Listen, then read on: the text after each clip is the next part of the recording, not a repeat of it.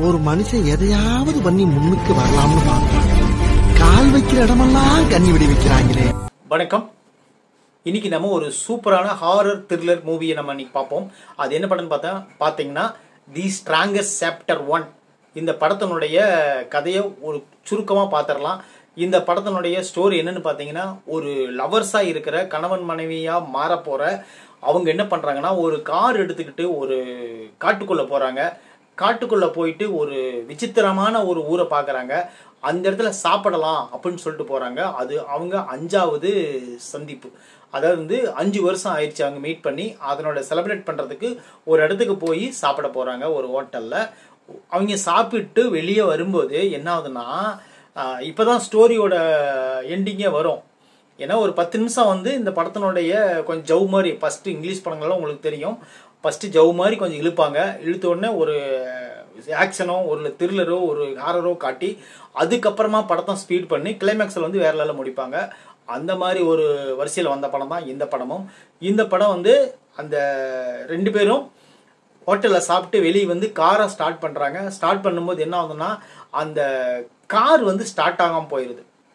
Start ஆகலை அப்படின்னு சொன்ன உடனே அந்த பக்கத்தில் இருக்கிற எல்லாருமே, அதாவது ஒரு பயமுறுத்துற மாதிரியே பார்ப்பாங்க. ஹாரர் படத்தில் உங்களுக்கு தெரியும் எப்படி பார்ப்பாங்கன்னு. அந்த மாதிரி தான் எல்லாரும் பார்த்துட்டு இருப்பாங்க. அப்போ ஒரு மெக்கானிக்கல் சொல்லுவார், தம்பி கார் தான் ஸ்டார்ட் ஆகல, காரை இங்கே விட்டுட்டு நீ மனைவி கூட்டிகிட்டு போயிட்டு பக்கத்தில் ஏரியாவில் ஒரு காட்டேஜ் இருக்குது, அங்கே போய் தங்கிக்கோ, நான் காரை ரெடி பண்ணிட்டு காலையில் உங்களை அனுப்புகிறேன்னு சொல்கிறாரு. சொன்ன உடனே அவருக்கு அதில் உடன்பாடு கிடையாது ஹீரோவுக்கு. உடனே ஹீரோயின் இருந்துட்டு என்ன பண்ணுறாங்கன்னா, பார்த்துக்கலாம், ஒன்றும் பிரச்சனை இல்லை, நாங்கள் போய் அந்த இதில் இருக்கிறோம், நீங்கள் கார் ரெடி பண்ணிட்டு காலையில் கொடுங்கன்னு சொல்லிட்டு அவங்க என்ன பண்ணுறாங்கன்னா, இஷ்டமே இல்லைனாலும் பரவாயில்லன்னு சொல்லிட்டு கதாநாயகனை கூப்பிட்டுக்கிட்டு அந்த அம்மா காட்டேஜுக்கு போயிட்டு அங்கே காட்டேஜில் போயிட்டு தங்கிட்டு இருக்கும்போது அவர் என்ன பண்ணுறாருன்னா, ஹீரோ சாப்பிட்றதுக்கு எதுவும் வேணுமில்ல, காட்டேஜில் யார் இன்னும் செஞ்சு வச்சிருப்பா, அதனால் நம்ம சாப்பிட்டுட்டு இருந்தோம்ல, அந்த ஹோட்டலில் போய் சாப்பாடு வாங்கிட்டு வந்துடுறேன்,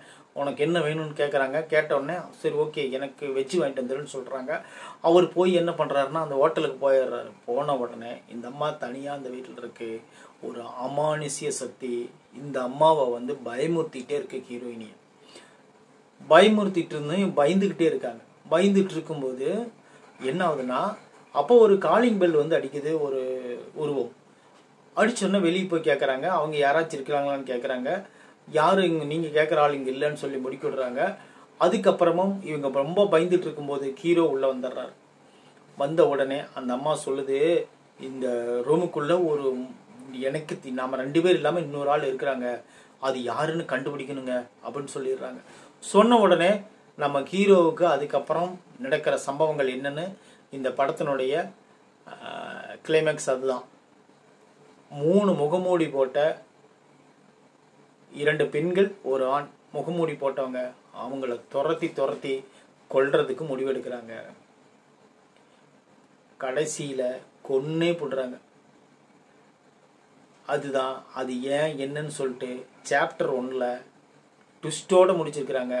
அது சாப்டர் 2ல் தான் தெரியும்னு சொல்லி அந்த டைரக்டரு அதோட ஃபுல் ஸ்டாப் வைக்காம கமாக்குரியை போட்டு சாப்டர் 2ல் மீதி பார்த்து தெரிஞ்சுக்காங்கன்னு சொல்லிட்டு போய்கிட்டே இருக்கிறாரு. ஆனால் ஹாரர் படம்னா நம்மளுக்கு திக்குன்னு இருக்கும். இந்த படத்தில் ஒரு சில சீன்கள் ரொம்ப சீட்டி நுனிக்கே கொண்டு வர மாதிரி சில சீன்கள் இருக்கு. அது என்னன்னு பார்த்தீங்கன்னா, அந்த ஒரு முகமூடி போட்டாலும் அந்த பெண்ணை துரத்திட்டு வரும்போது அவங்க ஓடி போய் ஒரு புதரில் விழுந்துருவாங்க. அந்த புதரில் விழுந்த உடனே அவங்க பேச்சு மூச்சு இல்லாமல் கிடக்கணும்.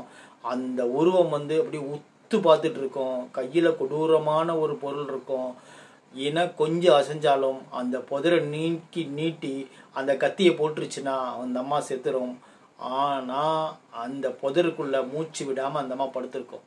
அந்த மாதிரி ஒரு சம்பவமான சீன்லாம் இருக்குது.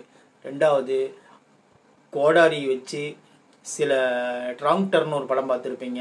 அதில் அந்த ஜுமாஜியாக வர அந்த மனித கறியாக சாப்பிட்ற அந்த மிருகம் மாதிரி இருக்கிற அந்த மனித மிருகம் ஒரு கோடாரி வச்சு தான் பயமுறுத்தும் எல்லாத்தையும். அதே மாதிரி இந்த படத்துலையும் அந்த முகமூடி போட்டால் ஒரு கோடாரியோட தான் எனி டைம் சுற்றிக்கிட்டே இருக்கிறாரு. சுற்றி பயமுறுத்துறாரு. ஆனால் இந்த படம் கண்டிப்பாக ஹாரர் த்ரில்லர் மூவி பார்க்குறவங்களுக்கு கண்டிப்பாக அந்த படம் பிடிக்கும்.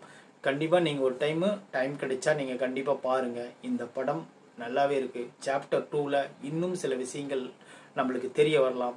பொதுவாகவே இந்த எடுக்கிற ஒரு சாப்டர் 1 எடுக்கிறவங்க அதுக்கு ஒரு கிளைமேக்ஸ் வச்சுருப்பாங்க. இந்த கிளைமேக்ஸ் முடிஞ்சோடனே இப்படி தான் முடிக்கணும், அடுத்த சீனை இதிலிருந்து ஆரம்பிச்சுக்கலான்னு சொல்லி முடிப்பாங்க. ஆனால் இந்த படத்தை பொறுத்தளவுக்கு கிளைமேக்ஸே கிடையாது. இந்த படத்தில் என்ன கிளைமேக்ஸ்னு சொல்லவே மாட்டாங்க. அடுத்த பக்கத்தில் பார்த்து தெரிஞ்சுக்காங்க பாஸ் இந்த மீதி இருக்கிறதெல்லாம் அப்படின்னு சொல்லிட்டு போயிட்டே இருக்காங்க. இதுதான் இந்த படத்தினுடைய மிகப்பெரிய எதிர்பார்ப்பாக இருக்குது. சாப்டர் 2ல் மீட் பண்ணலான்னு சொல்லிட்டு போயிடுறாங்க. இந்த விமர்சனம் பிடிச்சிருந்தா நீங்கள் லைக் பண்ணுங்கள். தேங்க்யூ.